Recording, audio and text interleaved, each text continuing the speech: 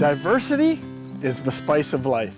That's a phrase I often heard growing up that we could apply to the food we eat, friendships, and today, wildlife habitat.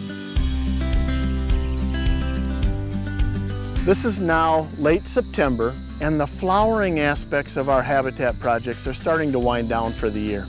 But this is no less an important time of the year because today happens to be a great monarch butterfly migration day.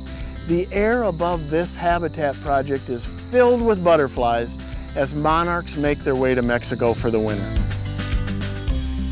What a great example of why we have to think about the entire growing season when we're designing our habitat projects.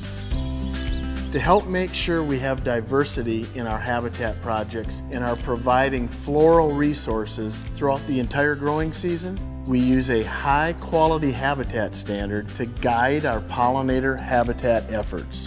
What we call the high-quality habitat standard is a set of guidelines that can help us designing seed mixtures for pollinator projects and ensure that diversity is a key component. The standard has 4 guides that you should follow whenever you're creating a pollinator project. 1, let's be sure to include at least 1 milkweed species in every project so that we're providing benefits to monarch butterflies. 2, the seed mixture should have at least 40 different species in it. Generally speaking, the more species that you include in your seed mixture, the more pollinator species you'll be benefiting.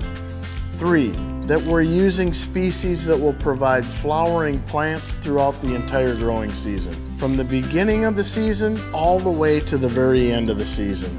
And 4, that between 50 and 80% of the seed mixture you'll use is comprised of wildflowers, legumes, and forbs.